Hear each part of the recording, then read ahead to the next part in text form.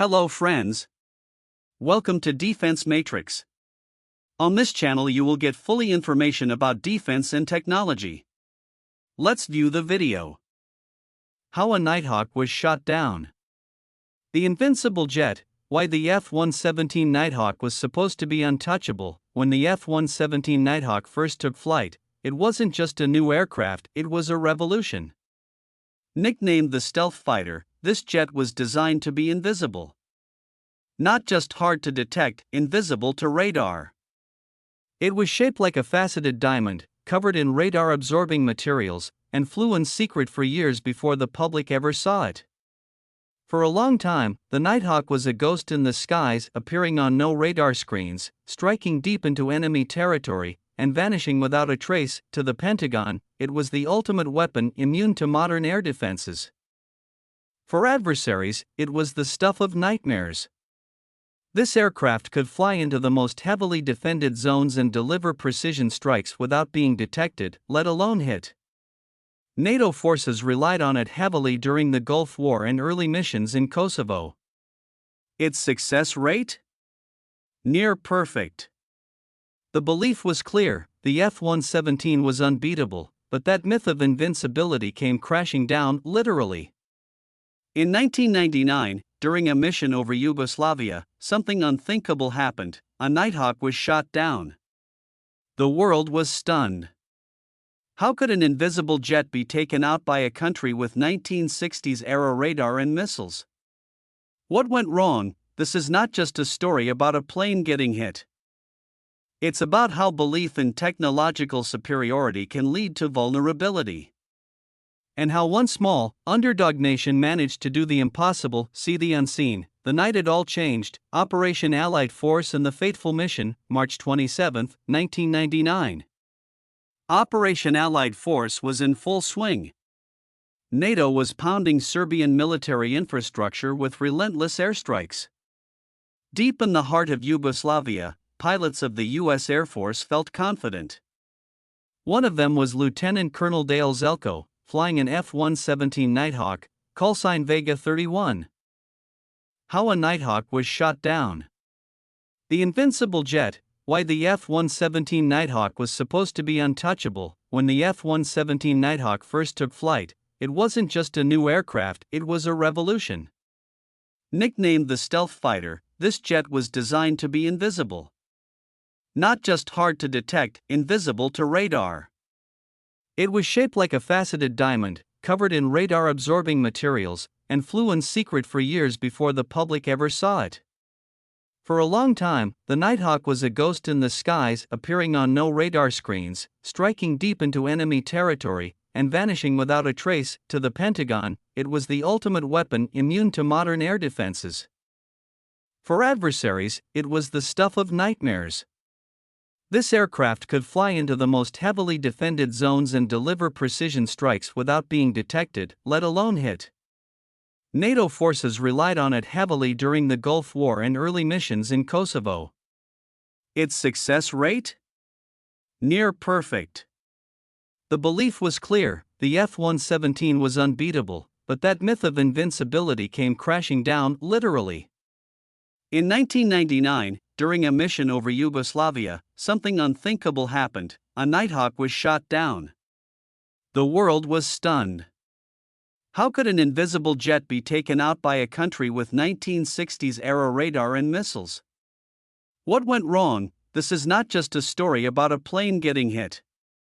It's about how belief in technological superiority can lead to vulnerability.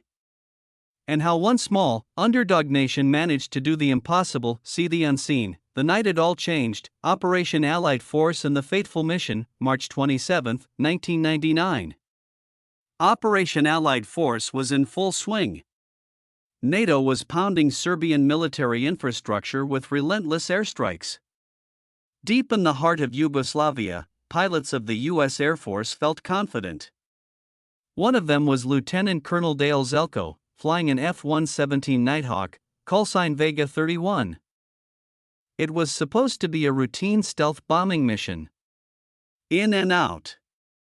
No one sees you. No one touches you. But that night, the air was different. The Yugoslav air defense system, led by Colonel Zoltan Dani, had been watching, listening, learning, and waiting. Using outdated but clever radar techniques, they began predicting flight paths, modifying radar sweeps, and operating their Soviet-built SA-3 Goa missile system manually and sporadically to avoid detection. They weren't trying to beat stealth, they were trying to outthink it, and then, it happened. A fleeting radar return. A ghost blip. Just enough. They fired 2 missiles. The second one hit. Vega 31 went down. The Invincible had been pierced. As Zelko ejected and parachuted into hostile territory, the US and NATO command were in shock. For the first time in history, a stealth aircraft had been shot down in combat. And not by a superpower, but by a resourceful enemy with limited tools and old Soviet tech. That night didn't just change the war. It changed military doctrine forever. How the Serbs outsmarted the US stealth tech. Stealth doesn't mean invisible, it means harder to see. The Yugoslav military understood this nuance better than most people gave them credit for. While NATO relied on high-tech superiority, the Serbs relied on strategy, patience, and a deep understanding of their environment, led by Colonel Zoltan Dani. A small Yugoslav air defense unit began a cat-and-mouse game with stealth aircraft.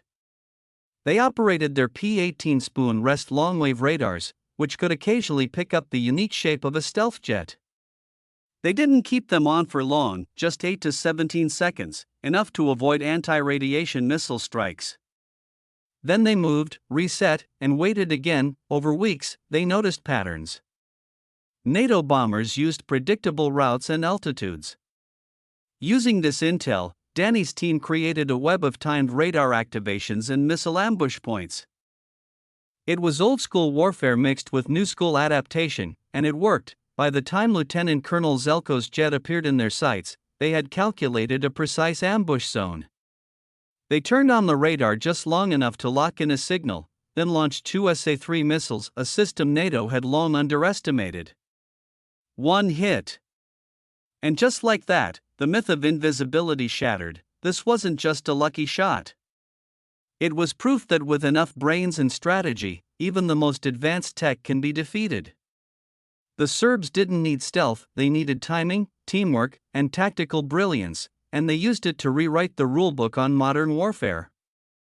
Aftermath and cover UPS, what the Pentagon didn't expect. When the F-117 crashed in Yugoslavia, it wasn't just a military failure, it was a global embarrassment for the United States. This was the Pentagon's crown jewel, the aircraft paraded as untrackable, taken out by an outdated Soviet-era missile system. And the worst part?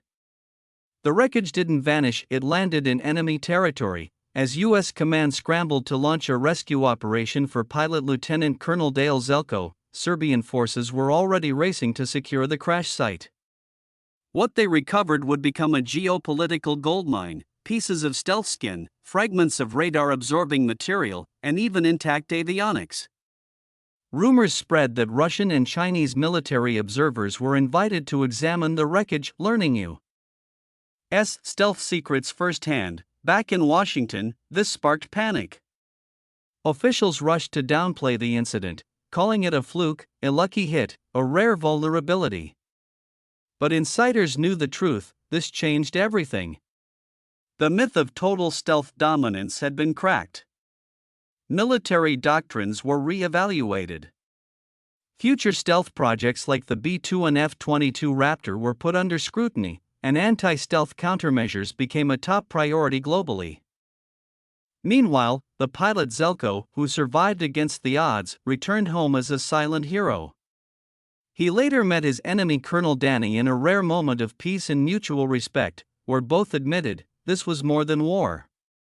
It was the collision of arrogance and adaptation. The Pentagon didn't expect to lose a Nighthawk. And they certainly didn't expect it to become the most studied stealth wreck in modern history. But it did, and it forced the world's most powerful military to confront a brutal truth: Even the most advanced systems are never truly invincible. Lessons for future warfare. Why no stealth is truly invisible anymore? The downing of the F-117 Nighthawk was more than a battlefield moment, it was a paradigm shift. It shattered the illusion that stealth equals invincibility. Militaries across the world realized that stealth technology, while powerful, is not foolproof, especially when facing enemies who combine improvisation, knowledge of terrain, and low-tech radar strategies. Today, nations are investing not just in stealth aircraft, but in multi-domain warfare, cyber, space, AI, and integrated radar systems. From drone swarms to quantum sensors, the future of war will not be won by tech alone, it will be won by those who know how to counter it. The Nighthawk didn't just crash, it sent a message through history: adapt or be exposed. Thanks for watching. Subscribe our channel Defense Matrix for more interesting and knowledgeful videos.